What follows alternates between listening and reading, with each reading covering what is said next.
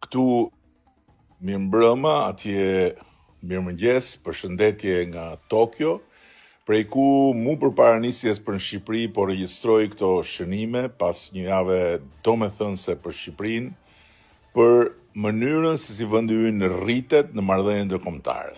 Natyrisht jo në përmas, po në shkallën e respektit dhe të vlerësimit për dinjitetin me të cilin qëndrojmë në komunitetin e shteteve.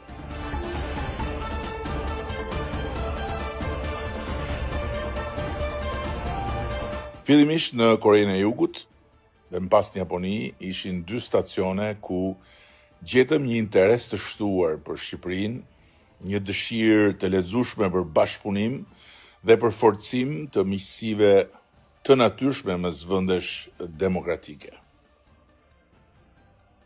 Në konferencën aziatike të leadershipit, pata rastin të flas si i ftuar nderi, me një përfaqësi të gjerë të komunitetit ekonomik të kësaj pjese të zhvilluar të botës. Fola për transformimin e madh të Shqipërisë nga izolimi drejt bashkimit me Europën, dhe më pas në takimin me kryeministrin Kim Men-suk u ndalëm në mundësitë për zgjerimin e bashkëpunimit në inteligjencë artificiale, teknologji digjitale, industri ushtarake dhe turizëm, duke cekur po ashtu simbolikën e takimit që përkon me 35 vjetorin e vendosjes së marrëdhënieve diplomatike mes 2 vendeve tona. Aty takuam gjithashtu një sër kompanish të mëdha, prestigjioze, ku konstatuam një interes gjenuin për Shqipërinë, si shembull suksesi dhe si destinacion investimesh të mundshme.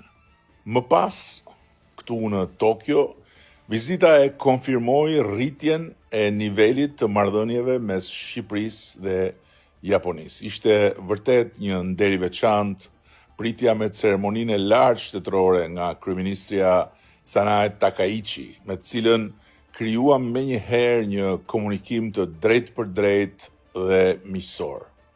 Diskutuam zgjerimin e bashkëpunimit në ekonomi, në teknologji, në energji, mbrojtje dhe po ashtu edhe këtu turizëm.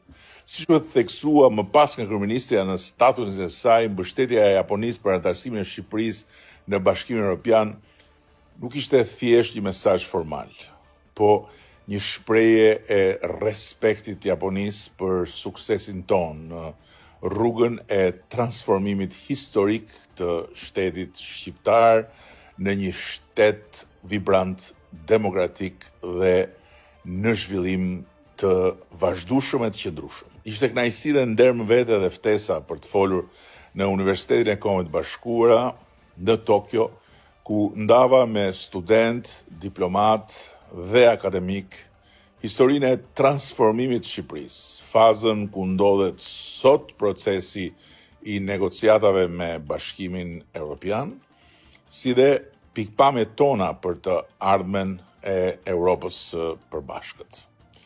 Të mbushura me energji pozitive ishin edhe takimet me strukturat e parlamentit, kryeparlamentarin e Japonisë, deputetët e Ligës Miqësve të Shqipërisë, si edhe me komunitetin e sipërmarrjes japoneze. Por besoj se ajo që ka rëndësi mbi të gjitha është fakti se sot Shqipëria ka hyrë krejt natyrshëm në hapësira dialogu dhe partneritetesh ku deri jo shumë vite më parë do të ishte vërtet e vështirë edhe të imagjinoj respekti që ka sot bota për vendin tonë. Por, ashtu siç dhe dihej, shënimi i shënimeve është ai që lidhet me ballafaqësimin mes Komisionit Evropian dhe shteteve anëtare në Bruksel, për raportin e detyrave të kryera nga Shqipëria pas çeljes së të gjithë kapitujve të negociatave. Ai ballafaqim mori kohën e vet, në ndërkohën që molotovarët e Tiranës ulshuan të dëshpëruar në një ofensiv të pashoqe energjie negative, ulshuan rrugëve për ta djegur me do e mos Shqipërinë në sytë e botës, gëzonin si fëmijët kur fotot e kazanëve me flak apo të molotovëve të flakadanëve që hidheshin nëpër Tiranë bënin xhiro në median e botës. Mblidh benzinë, hidh bomba artizanale me vandal të paguar. Ulshuan po ashtu kanaleve e portaleve të Shqipërisë për t'i helmuar shqiptarët. Mblidh dhe hidh jarg urrëtie politike pasqyr më pasqyr. Ulshuan nëpër Europë me thas, balte e llumi proverbiale krejt, edhe ajo që ka ndodhi me të ashtu quajturën vizitë treditore në Ministrinë e Jashtme në Berlin. Në fakt, për ta zhgarvitur Shqipërinë në sytë e partnerëve tanë kudo ku ishte e mundur, mblidhu e hidhu lart e poshtë për të kërkuar ndëshkim, bllokim, izolim për Shqipërinë, duke lënë kokrën e namit si asnjë opozit tjetër në historinë e integrimeve europiane të vendeve që sot janë pjesë e Bashkimit Evropian apo synojnë të bashkohen me të. Thanë se rruga europiane ishte bllokuar, thanë se Shqipëria ishte më në fund dëshkuar, thanë se qeveria jonë ishte krejt e izoluar. U gënjyen si gjithnjë nga ajo mendja e tyre e cekët dhe mbrapsht dhe në fund humbën me turp.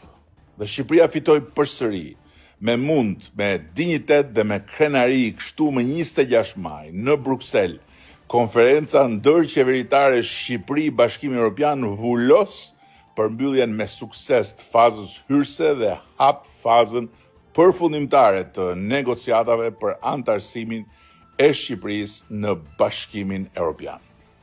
Kemi ngjitur një tjetër lartësi të vështirë, drejt majës ku do të arrijmë me çdo kusht brenda kësaj dekade dhe ku do të vendosim flamurin e Skënderbeut dhe të Ismail Qemalit aty në oborin e shtëpisë madhe të Europës së Bashkuar.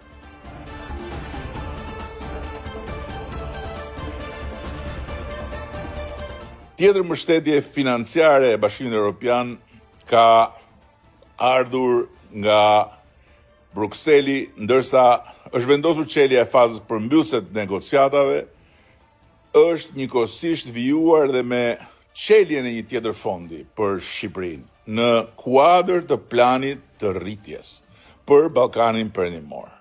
49 milion euro, të cilat e çojnë mbështetjen deri këtu në 212 milion euro, ose shifra më e lartë e përftuar nga vendet e rajonit prej planit të rritjes. Plani i rritjes është një plan financimi mbi bazë rezultatesh dhe janë rezultate certifikuara nga Komisioni Evropian, të padiskutueshme në objektivitetin e tyre.